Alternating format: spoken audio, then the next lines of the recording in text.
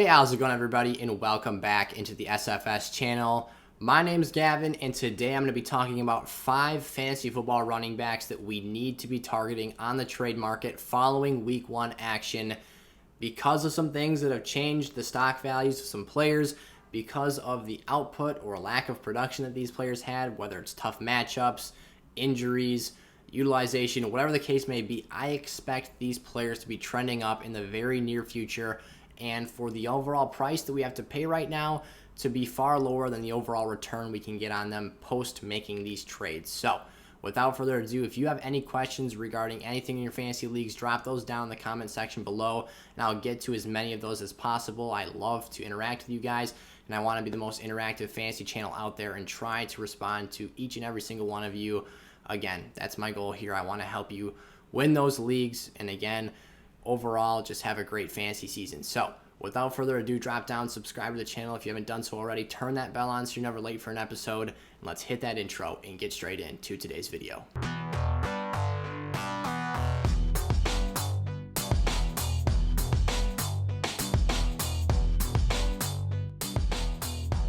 Of course, as always, drop down and give today's video a like to support the channel and help others like yourself find today's video and be able to take advantage of it and use it for their own good in their fantasy leagues. But the first name we need to talk about, the first running back you need to be going out and making an attempt to trade for, is Ezekiel Elliott. So obviously on the flip side, if you own these players, do not pull the trigger and quickly move off of them. Do not panic. These are players I think are going to be just fine. And like I said in the intro, I think that the overall ceiling and the overall output is going to be trending up, and we're going to see some major improvements in the very near future within the next couple of weeks, or even immediately in the ensuing matchups here following those week 1 games, which were relative letdowns for pretty much all these players, which is why they make the must-buy list, because that obviously trends their trade price and their market value down. So Ezekiel Elliott, this is a player who on Thursday Night Football, opening day for the NFL against Tampa Bay, he had a rough night. Let's be honest, it was not a great statistical output for Zeke.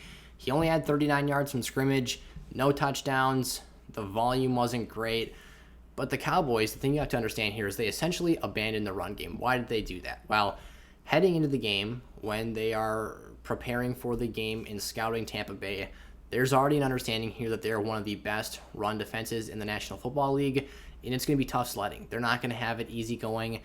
And the Buccaneers last season for the 16-game stretch were completely dominant and had the fewest amount of yards per contact in the National Football League at 1. So running backs were literally being contacted within the first yard of them being handed off the football. And when that's the case, when the linebackers they have the closing speed and can just get your running back wrapped up and on the ground that quickly, you're not going to see great production. You're not going to see great fantasy value and output, even if you are a back the caliber of Zeke with an offensive line. Additionally, he was also missing his best run blocking offensive lineman in Zach Martin. That's a big deal. He had COVID, he was out, and the guards in that game were getting overpowered by Ndamukong Suh and Vita Vea. They were just outmatched. They were getting pushed back into the backfield. It was just a nightmare. It was a disaster. And Zeke was being used, honestly, where his value to the Dallas Cowboys team came in this game was as a pass protector and a blitz pickup man, grabbing Devin White and stopping Levante David from steamrolling over him and just dropping Dak Prescott in the backfield. So Zeke should go back to being used as more of an offensive weapon, running the football, catching the football. That's something that's been added to his repertoire of potential ways to produce as a fantasy player in the past season. I expect the volume to increase, the yardage output, his passing production, everything will begin to trend up here following this week 1 performance, and this will probably be one of his more ugly games of the year, so go out and take advantage of him while you have the chance. Derrick Henry, a similar situation here. The Titans got plowed over by the Arizona Cardinals, and they just could not stop Kyler Murray in this offense. They were scoring points at a clip that was so quick. This Titans offense is just not built to keep up with them. And when you take into consideration that when they were dropping back and passing to try and keep up with them, they do have perimeter talents in Julio Jones and A.J. Brown that theoretically would be able to push the ball downfield. Chandler Jones had 5 sacks as an individual off of a quality offensive tackle, Taylor Lewan, who just could not stop him. Ryan Tannehill, I think he had 2 forced fumbles as well on Tannehill. It was a disaster. The Titans could not sustain drives because, again, every time they were dropping back to pass, Tannehill was getting dropped. They were losing the football, turning it over, and they could not get a run game started. Derrick Henry here only had 78 yards, I believe it was, of total offensive output. No touchdowns. It was just a quiet day for him. He wasn't able to get things going on the ground and be utilized the way that the Titans want to have him involved in this offense. So his stock is trending down. It's probably at the lowest point it'll be or expected to be for a large majority of this season. Go out there. He's not going to be a great pass catching back. He's not going to be a super asset in PPR formats. But in terms of a rushing volume perspective, there's not many better than Derrick Henry. And this is still a top end fantasy running back that you can get your hands on for a very discounted price right now. Najee Harris. This is one that I think people are going to have the most concern with. Of any of the names on this list, maybe there's one at the end of the video that might have a bit more concern centered around him. But Najee had an ugly week as well. In his debut in the NFL against the Buffalo Bills, he had 16 carries, only 45 yards, though. That's less than 3 yards per carry, so a very inefficient performance, not what you want to see out of him. But this was his first game. His offensive line is still trying to develop chemistry together, and those guys up front are still trying to get their feet underneath them and figure out how to effectively block in both man and zone run blocking schemes. Additionally, the Steelers were also running a lot of RPOs. I could just see it on the field, and Ben was pulling the trigger quickly, throwing to Deontay Johnson, Juju Smith-Schuster quickly in the flats and on those out routes, getting them out in space and trying to let them make plays. Najee is a very capable back. This is a player who I think, if given more opportunities, if we see him crack that 20-plus touch per game marker, could start getting the ball rolling a bit. Obviously, not finding the end zone is a bit of a knock as well. And the fact that this is a player who is a 3-down potential and capable back who can catch passes out of the backfield wasn't really utilized that way week 1.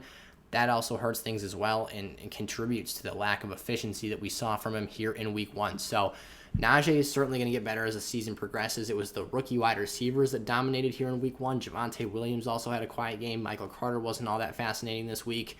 The rookie running backs are off to a slow start. Trey Sermon wasn't even active. So give Najee time here. He's going to come out. I think he's eventually going to get the ball rolling and finish as a top 12 fantasy running back this season.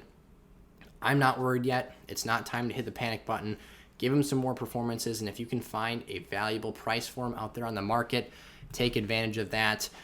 Aaron Jones, this is another one. Like Derrick Henry, his team just flat out got smacked in the mouth this week. The Packers were absolutely blown off the ball by the Saints. They were not prepared for this level of physicality. They literally didn't play any starters the entire preseason. They looked tired. They looked fatigued. They looked out of place. Their defenders were just walking around the field, literally with their backs up against the wall in the red zone. And Matt LaFleur was going for it on Green Bay's side of midfield well before they were even about to cross the midfield marker. They were giving the ball back to the Saints in very disadvantageous territory. It was a bad look. It was really quite an embarrassing loss for the Packers. And basically what the net outcome was for Aaron Jones was that this team fell behind so quickly, they just didn't have time to run the ball. They didn't have the opportunity or the luxury to try and get a run game going because they already put themselves so far behind the ball just based off of situational football and poor execution. Aaron Jones will see his work. He will get involved in this offense. Next week, he's got the Detroit Lions, a much better matchup. I forgot to mention the matchups for the previous backs prior to this point, so I'll mention that right now. Ezekiel Elliott has the Los Angeles Chargers in week 2. Antonio Gibson netted 108 yards from scrimmage against them in week 1, so obviously that's already looking better than that Tampa Bay matchup was in week 1. Derrick Henry and the Titans have Seattle in week 2, which Jonathan Taylor also had over 100 yards from scrimmage in week 1. It's not a fantastic matchup, but Derrick Henry should certainly produce better if the Titans can at least contain Russell Wilson, although he is white hot yet again to start off an NFL season. And then Najee Harris maybe has the best matchup of the bunch with the Raiders in week 2, which last season was not a very formidable run defense. So with that being said, Aaron Jones has the Lions this upcoming week. I think the Packers will have to be much better in that matchup. The Lions did give the 49ers a bit of a run for their money down the stretch, but at the end of the day, they're not going to get squished like they did against the Saints this week. This offense is going to get the ball rolling just a little bit more. Well, it's going to have to be a little bit more than just a bit more. But still, this is a talented back. He can be used as a 3-down player. A.J. Dillon actually got most of the opportunities late in the game because they pulled Aaron Rodgers, put Jordan Love in for most of the fourth quarter, and had the reserves in there. So it was an ugly all-around performance. I believe Green Bay lost by like 35 points. It was atrocious football. It'll get better this coming week. Things will have to build upon themselves, and Aaron Jones' fantasy outlook will be much improving in the future. And that might be one where you can find some of the best value from fantasy owners majorly panicking here. The last name I've got on the list, and this might be a name to continue to watch in week 3, because Saquon doesn't have a great matchup in week 2 either. He's got the Washington football team. They did have Austin Eckler put up some decent numbers against them, but I still think that Chargers offensive line is a little bit better than that Giants offensive line.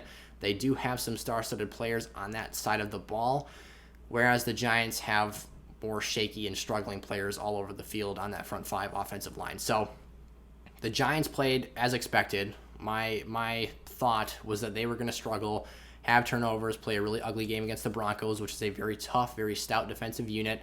I thought it was going to be an ugly, sloppy game of football, and it was. The Giants did not have very much success on the offensive side of the ball, and something we've been hearing for months now is that Saquon was probably going to be limited week 1. That was the case. He had 11 touches for 27 yards, and the volume wasn't there.